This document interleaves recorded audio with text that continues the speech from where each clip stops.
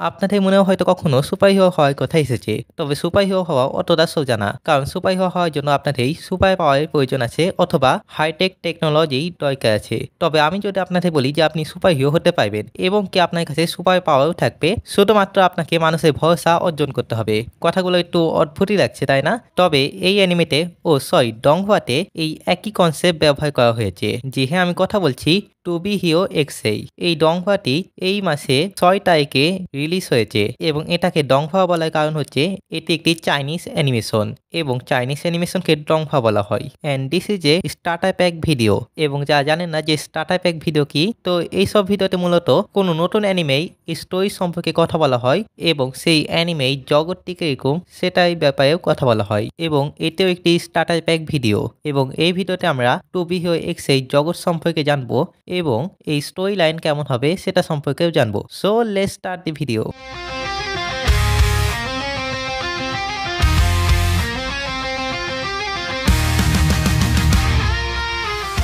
তো প্রথমেই বলে রাখি টু বি হিরো এক্স এর কিন্তু কোনো মানহুয়া নেই, অর্থাৎ এটি একটি অরিজিনাল অ্যানিমে এবং এই ফলে কেউ আপনাকে স্পয়লাই দিতে পারবে না যে এই স্টোরিতে এটা হবে।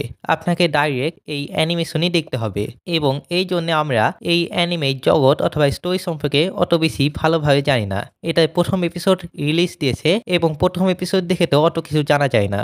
তবে আমরা টু বি হিরো এক্স এর জগৎ সম্পর্কে জেনেছি যে এই জগতে সুপার হিরোরা থাকে যা মানুষের ভরসা অনুযায়ী শক্তি পায়। যেই হিরোর উপরে মানুষ যত বেশি ভরসা করবে সেই হিরো তত বেশি শক্তিশালী হয়ে উঠবে। তবে মানুষের ভরসা ধরে রাখা কিন্তু চারটিখানি কথা না। যদি আপনার কাছে একটু ভুল হয় এবং মানুষ আপনার উপরে ভরসা হারিয়ে ফেলে, তাহলে কিন্তু আপনার সকল সুপার পাওয়ার চলে যাবে। তো এই ডংভাই এমসি লিন নামে এই বান্দা, যাকে তাই চাকরি থেকে বরখাস্ত করে দেওয়া হয়েছে, এই জন্য সে একটি হিরো নাইসের প্রতি রেগেছিল।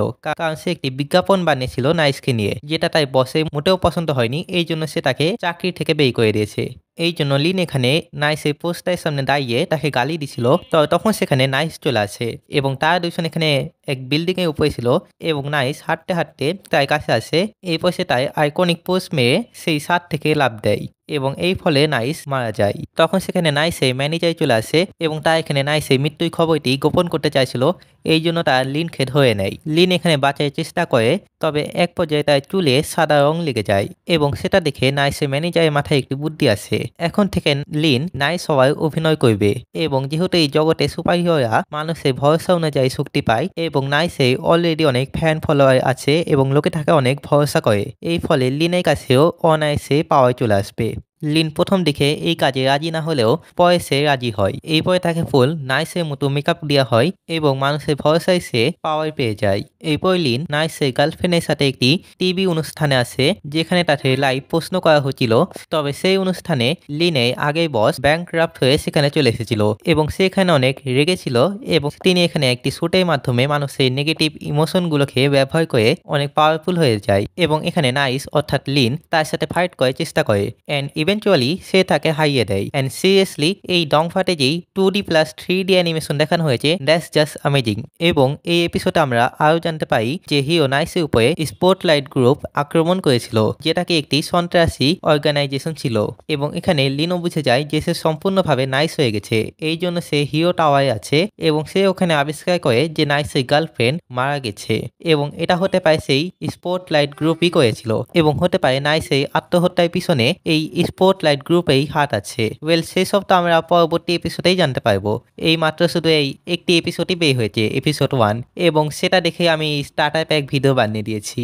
এনিওয়ে, যদি আপনাদের এই ভিডিওটি ভালো লেগে থাকে তাহলে লাইক করবেন, শেয়ার করবেন, চ্যানেলে নতুন হলে অবশ্যই সাবস্ক্রাইব করবেন। দেখা হচ্ছে পরের অন্য কোনো ভিডিওতে। আপাতত আল্লাহ হাফিজ।